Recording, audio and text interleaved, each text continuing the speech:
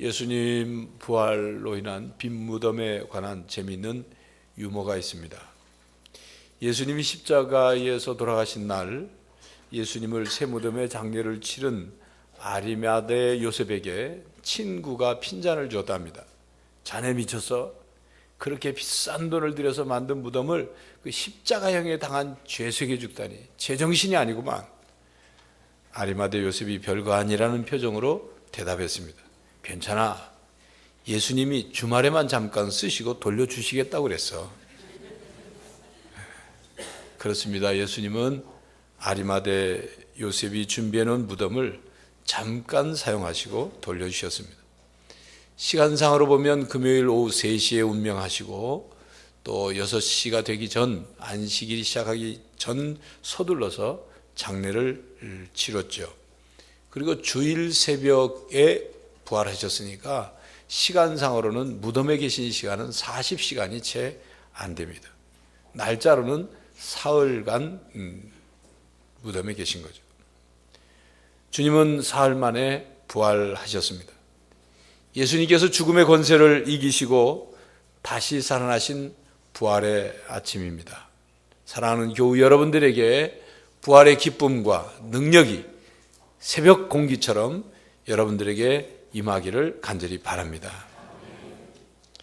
여러분, 예수님의 부활을 처음 목격한 사람의 기분이 어땠을까요? 그들에게 어떤 감격이 있었을까요?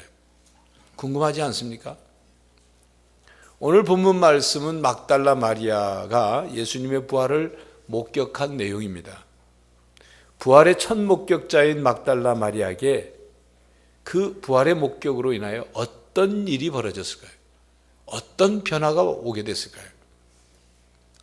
첫째로 무덤을 찾아간 막달라 마리아가 목격한 것은 바꿔진 무덤이었습니다. 이 무덤이 저 무덤으로 바뀐 것이 아니라 무덤의 상황이 바뀌어졌습니다. 무덤이 죽은 시신의 무덤으로 있지 않고 무덤이 빈 무덤이 되었습니다. 요한복음은 부활 새벽에 막달라 마리아가 무덤에 도착하는 장면으로 그 부활 사건을 시작합니다. 막달라 마리아는 예수님을 따르는 사람 중에 그 누구보다도 중요한 부활의 핵심적인 증인입니다. 실제로 마태복음, 마가복음, 누가복음, 요한복음에 등장하는 예수님의 주변 인물 중에 막달라 마리아가 있습니다. 막달라 마리아는 7 귀신이 들렸다가 고침받은 일로 예수님을 따르게 되었습니다. 여기서 7 귀신이란 도덕적으로 망가진 매우 방탕한 상태를 가리킬 수도 있고 또는 귀신으로 인한 매우 심각한 정신병을 의미할 수도 있습니다. 그랬던 그가 예수님께 고침을 받고 그 예수님께 받은 사랑에 감사해서 예수님을 따르게 되었습니다. 이 막달라 마리아가 가부장 중심의 사회에서 여자의 신분이라는 것, 이것은 사회적으로 존중받지 못하는 사람 중에 한 사람이라는 것을 의미합니다. 여러분, 이런 점에서 막달라 마리아의 이 부활의 목격을 성경에 기록해 놓은 이 부분을 한번 살펴보면, 만약 예수님의 제자들이 예수님이 부활하시지도 않았는데 부활을 거짓으로 꾸며냈고 부활의 거짓 증인의 목격담을 성경에 기록해 놓은 것이라면 그것은 막달라 마리아와 같은 사람을 증인으로 내세워서는 안 되는 것입니다.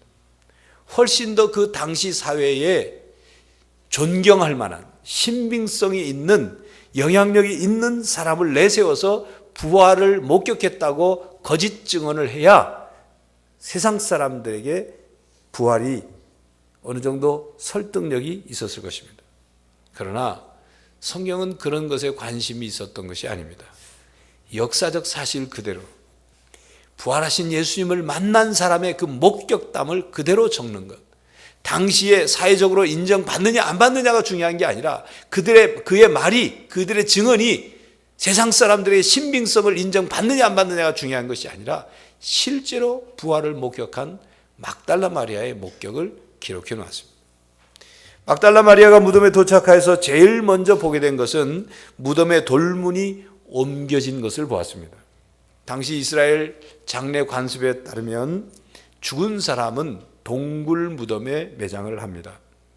원반 모양으로 된 큰 돌을 무덤 입구를 막죠. 그래서 짐승과 강도로부터 이 시신을 보호합니다. 이 입구를 막아놓은 돌은 건강한 남자 장정 여러 명이서 움직이든지 아니면 어떤 무덤은 수십 명이 들어서 움직여야만 옮길 수 있는 큰 돌문으로 막았습니다.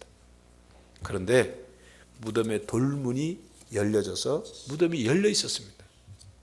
무덤에 접근하지 못하도록 많은 경비병들이 밤새워 꼬박 지키고 있었는데 돌문이 열려 있습니다. 막달라 마리아는 무덤이 빈 것을 보고 누군가 예수님의 시신을 훔쳐갔다고 단정을 짓습니다. 당시 무덤 도굴은 흔한 일이었다고 합니다. 그래서 로마 제국은 이를 금지하는 칙령을 내릴 만큼 심각한 문제가 되고 있었습니다. 막달라 마리아는 이런 현실을 알고 있었는지 예수님의 시신이 없어진 것, 그 빈 무덤을 보고 곧바로 누군가 훔쳐갔다고 단정을 짓습니다. 도둑이 든 게 아니라면 예수님의 시신이 없어질 리가 없다는 생각을 한 거죠. 막달라 마리아는 이 일을 알리기 위해서, 예수님의 시신이 도난당한 것을 알리기 위해서 베드로와 요한에게 달려갔습니다. 베드로와 요한 두 사람은 즉시 일어나 무덤을 향해 달려왔습니다. 그들은 무덤 안으로 들어갔습니다. 무덤 안을 본 요한은 매우 중요한 단서를 목격합니다.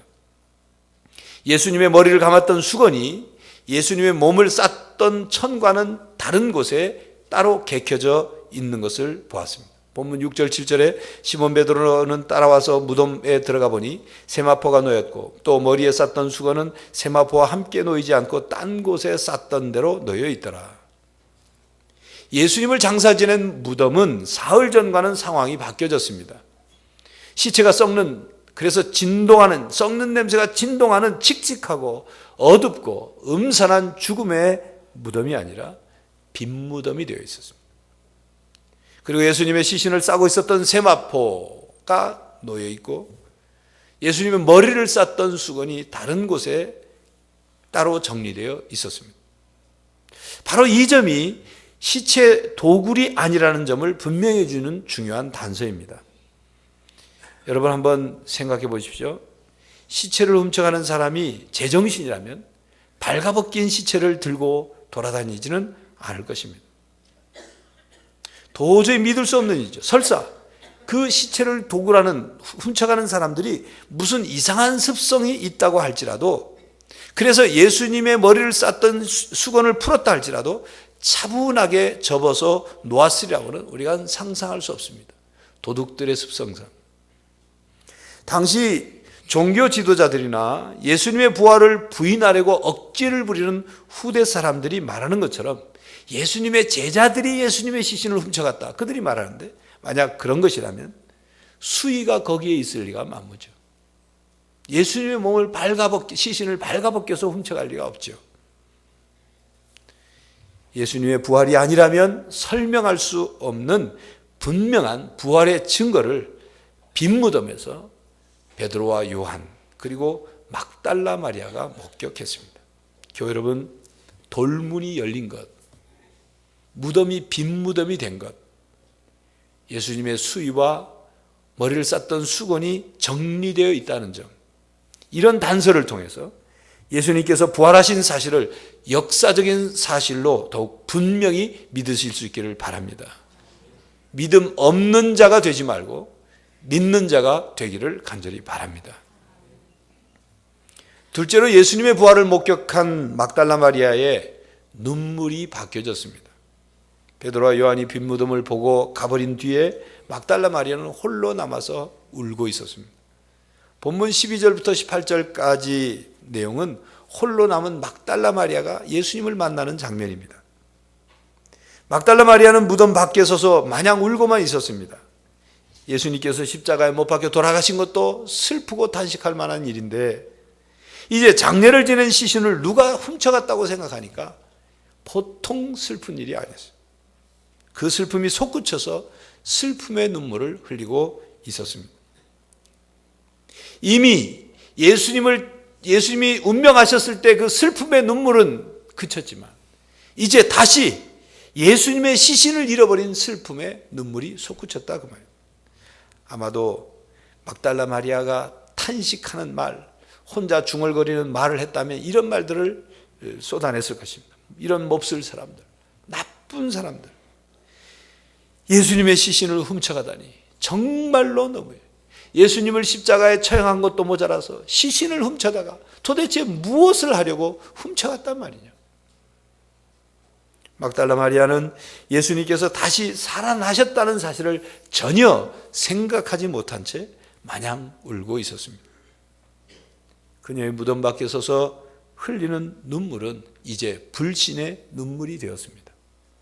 부활하실 것이라는 약속의 말씀을 기억하지 못했고 부활하실 것이라는 사실을 믿지 못했기 때문에 슬픔의 눈물은 불신의 눈물로 흐르고 있었습니다. 그러나 막달라 마리아는 혼자가 아니었습니다. 혼자서 서럽게 울고 있는 마리아에게 천사들이 그것을 지키고 있음을 알게 되었습니다. 그리고 천사들만이 아니라 부활하신 예수님께서 그곳에 찾아오셨습니다. 더 이상 슬픔의 눈물 속에 빠져 있지 않도록 주님께서 찾아오셨습니다. 그리고 물으셨습니다. 15절에 여자여 어찌하여 울며 누구를 찾느냐. 처음에는 이 막달라 마리아가 예수님인지를 알지 못했습니다. 너무나도 눈물을 많이 흘린 탓인지 예수님을 똑바로 보지 못한 거죠. 계속 눈물을 흘리는 막달라 마리아에게 예수님이 부르십니다. 마리아야. 마리아라 부르시는 그 음성을 듣고 그제서야 막달라 마리아가 예수님인 줄 알아봤습니다. 막달라 마리아는 부활하신 예수님을 만나자 슬픔의 눈물이 이제 기쁨의 눈물로 바뀌었습니다. 감격의 눈물로 바뀌었습니다. 그리하여서 그의 노염은 잠깐이요 그의 은총은 평생이로다. 저녁에 울음이 기숙할지라도 아침에는 기쁨이 오리라는 시편 30편 5절 말씀처럼 눈물을 흘리며 씨를 뿌린 자는 기쁨으로 거두려다는 시편 126편 5절 말씀처럼 부활하신 주님께서 주님을 만나게 된 막달라 마리아에게 슬픔의 눈물을 그리고 기쁨의 눈물로 바꿔주셨습니다. 이사야서 25장 8절 말씀처럼 사망을 영원히 멸하실 것이라. 주 여호와께서 모든 얼굴에서 눈물을 씻기시며 자기 백성의 수치를 온 천하에서 제하리라. 여호와께서 이같이 말씀하셨느니라 하는 말씀처럼 그 약속의 말씀을 이루어 주셨습니다. 교회 여러분, 이 말씀대로 부활하신 예수님은 예수님을 만나는 모든 사람들에게 슬픔과 근심과 불신과 그리고 낙심과 절망의 눈물을 씻겨서 기쁨의 눈물로 바꿔 주십니다. 감격과 환희의 눈물로 바꿔 주십니다. 교회 여러분, 여러분의 마음에 무슨 슬픔이 있습니까? 인생의 여정에 슬픔을 만나셨습니까? 부활하신 주님을 믿고 주님으로 인해서 슬픔이 기쁨으로 바꿔지시기를 바랍니다. 한숨이 탄성으로 바꿔지시기를 바랍니다. 셋째로 예수님의 부활을 목격한 막달라 마리아의 노래가 바뀌어졌습니다. 삶의 고백과 노래가 바뀌어졌습니다. 부활하신 주님을 만나기 전 막달라 마리아 입에서 나왔던 말들은 오늘 본문에 보면 사람들이 주님을 무덤에서 가져다가 어디 두었는지 우리가 알지 못하겠다. 사람들이 내 주님을 옮겨다가 어디 두었는지 내가 알지 못함이니이다. 주여 당신이 옮겼거든 어디 두었는지 내게 이르소서. 그리하면 내가 가져가리이다. 부활을 믿지 못하고 예수님의 시신이 도난당한 줄만 알고 그런 말들만 계속 되풀이해서 만나는 사람에게 다 그 말만 했어요. 그러나 막달라 마리아에게 찾아오신 부활의 주님을 만나고서는 그의 말이 바뀌었어요. 내가 주님을 보았다. 내가 주님을 보았다는 말로 바뀌어졌어요. 막달라 마리아 입에서 나온 말은 예수님의 시신이 없네, 못 찾겠네, 모르겠네 하는 한숨과 탄식과 슬픔의 고백이었지만 이제는 내가 주님을 보았다. 내가 다시 살아나신 주님을 보았다. 내가 부활하신 주님을 만났다. 내가 주님을 보았다는 말로 바뀌어진 것입니다. 이 장면을 오페라로 표현을 한다면 어떤 노래가 되었을까요? 막달라 마리아가 불렀던 오페라 중에 예수님을 만나기, 부활하신 예수를 만나기 전의 노래와 그 분위기와 주님을 만난 다음에 그 곡의 노래의 분위기가 어떻게 다를까요? 한숨과 탄식의 곡조를 담으면 애가가 됩니다. 기쁨과 감격과 환희의 소리를 곡조에 담으면 찬양이 되고 축가가 되고 환희의 노래가 됩니다. 부활하신 예수님으로 인해 막달라 마리아의 가슴 속에서 나오던 그 쏟아져 나오던 슬픔의 노래가 이제 기쁨의 노래가 되었습니다. 탄식의 노래가 환희의 노래가 되었습니다. 죽음의 노래가 생명의 노래로 바뀌었습니다. 장례의 노래가 부활의 노래로 바뀌었습니다. 절망의 노래가 희망의 노래로 바뀌었습니다. 한숨의 노래가 감격의 노래로 바뀌어졌습니다. 허무의 노래가 복음의 노래로 바뀌어졌습니다. 이것이 부활을 믿고 부활 신앙으로 사람들이 부를 노래인 것입니다. 교회 여러분 가슴 속에서 나오는 노래가 부활하신 예수님으로 인하여 바꿔지기를 간절히 바랍니다. 교회 여러분, 우리들의 가슴 속에서부터 나오는 말이 바뀌어져야 합니다. 우리의 가슴 속에서부터 나오는 고백이 바뀌어져야 합니다. 우리의 가슴 속에서부터 나오는 삶의 노래가 바뀌어져야 합니다. 시편이나 이사야서에 있는 말씀처럼 새 노래로 찬양을 해야 합니다. 우울하고 쓸쓸하고 어둡고 부정적이고 정욕적이고 세상적인 노래가 우리 입에서 흘러나오는 것이 아니라 기쁘고 즐겁고 밝고 그리고 긍정적이고 영적이고 소망 있는 노래로 바뀌어져야 합니다. 그런 노래가 흘러나와야 합니다. 여러분, 이 박종관이라는 분이 대중가요 노랫말과 가수의 삶의 상관성 분석이라는 그 연구한 글이 있다고 합니다. 그는 그 글에서 가수들이 부르는 노래가 그들의 삶이 되더라 이렇게 분석을 했어요. 그도 그럴 것이 한 가수가 한 노래를 히트하고 그 노래를 부르게 되면 최소한 못 불러도 5,000번 이상을 부른다고 합니다. 그 가수가 그 5,000번 이상을 노래를 부를 때마다 건성건성 부를 수 없으니까 그 가사에 맞는 감정을 이입시켜서 노래를 부르죠. 그러니까 뭐 가수들이 노래 부르는 것이 하루에도 한두 번이 아니니까 어떻게 보면 그 감정이 하루 종일 그 감정을 잡아서 노래를 불러요. 그러다 보니까 그 노래 가사처럼 그 가수의 인생이 되더라 하는 연구 결과였습니다. 그 대상의 가수들이 옛날 가수이긴 하지만 그 자료가 이렇습니다. 사회 찬가를 불렀던 윤덕심은 현해탄에서 애인과 함께 동반 자살을 했고, 낙엽 따라 가버린 사랑을 불렀던 차중락은 낙엽 따라 가버렸고, 마지막 입새를 불렀던 배호도 젊은 날에 그렇게 죽었고, 눈 감아 들이외다라고 불렀던 남인수도 그런 인생을 살았다.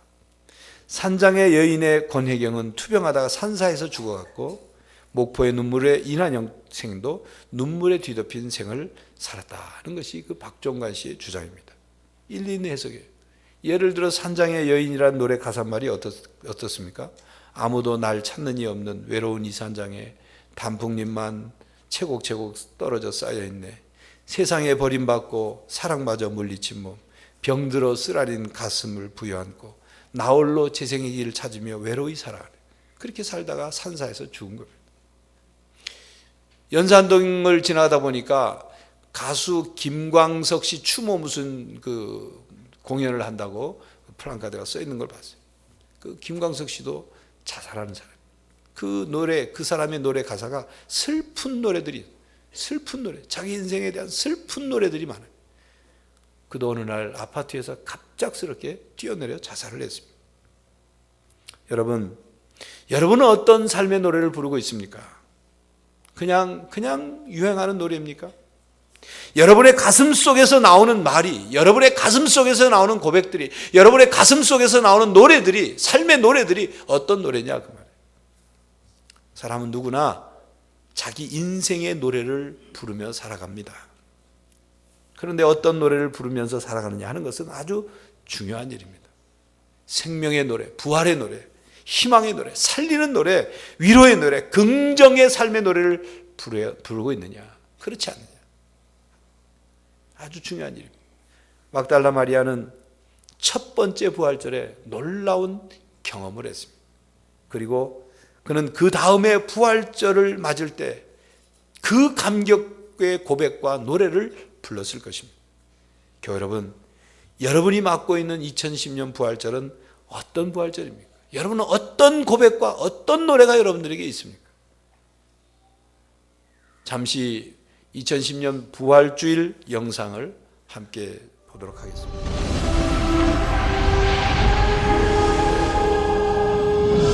2000년 전 한 분의 죽음이 세상을 바꿔놓았고 그의 부활은 새로운 세상을 열었습니다.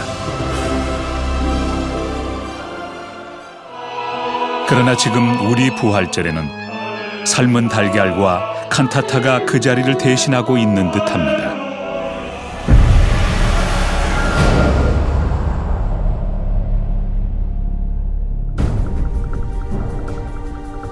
예수의 제자들은 3년간 예수와 같이 살았지만 그분이 말씀하신 부활의 의미는 알지 못했습니다.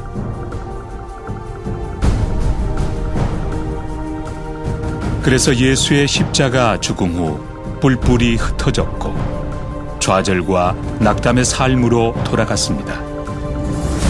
그런 그들이 변했습니다. 부활한 예수를 만나면서부터.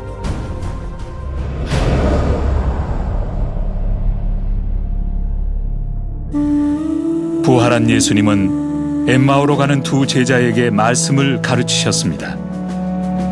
그들이 말씀의 새로운 의미들을 알아갈 때 마음이 변하기 시작했습니다. 그리고 그분이 부활하신 예수님임을 알게 되면서 그들은 변했습니다. 밤새 그물질하던 제자들은 부활한 예수를 만나고 나서 더 이상 과거의 삶으로 돌아가지 않았습니다.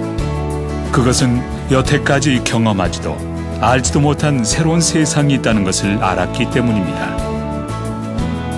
생명을 창조하시고 생명을 다시 살리시는 하나님을 똑똑히 알게 되면서 그들은 부활한 예수를 전하기 시작했습니다. 그것이 그들의 삶의 가장 중요한 일이 되었습니다.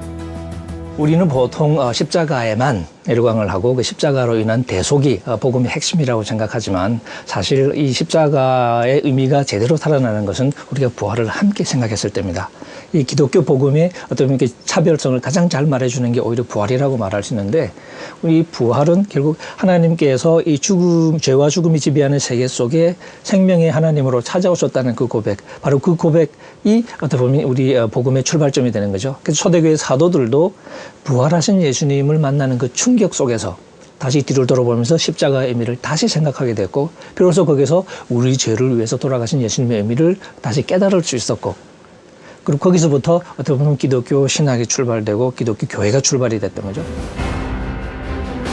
기독교는 부활의 예수를 만나서 삶이 변하고 지속적으로 부활의 예수를 통해 삶을 변화시키는 것입니다. 그것이 기독교의 시작이고 기독교를 지탱하는 원동력입니다. 지금 우리는 부활한 예수를 만나서 살고 있습니까? 부활의 생명력이 지금 우리에게 있어야 합니다. 지금 우리에게 그 생명력이 없다면 우리는 부활한 예수를 알지 못하는 것이고 그것은 오로지 형식만이 남은 부활절을 만드는 일입니다. 부활한 예수님을 만나서 우리 삶 속에서 변화가 일어나야 합니다. 그것이 진정한 부활절입니다.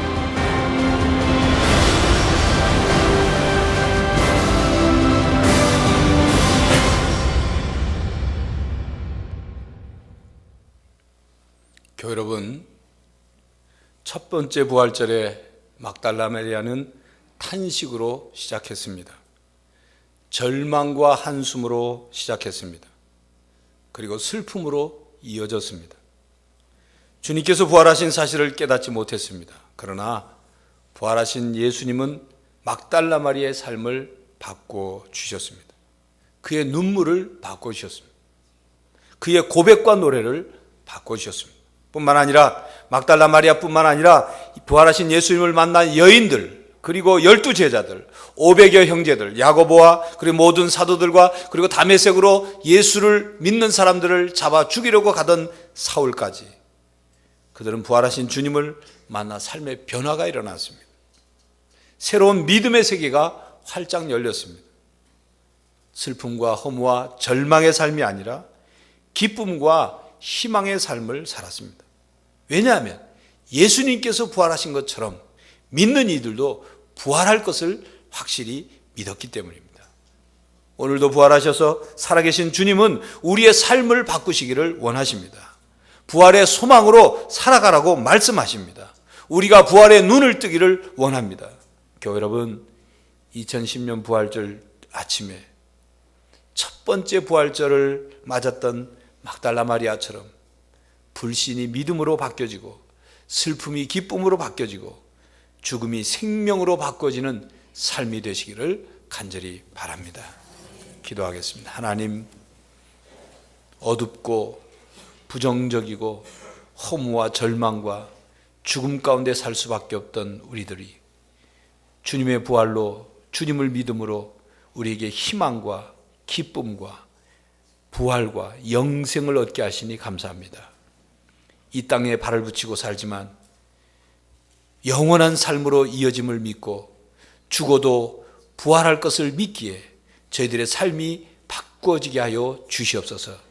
우리의 삶에 슬픔이 물러가고 기쁨이 가득 차게 하여 주시옵시고, 불안과 근심과 두려움이 물러가고 평안으로 가득 차게 하여 주시옵시고, 죽음과 절망과 그리고 허무가 물러가고 영생과 새 생명으로 살아가게 하여 주시옵소서.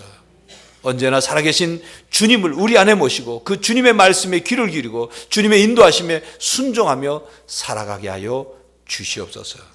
예수 그리스도의 이름으로 기도하옵나이다.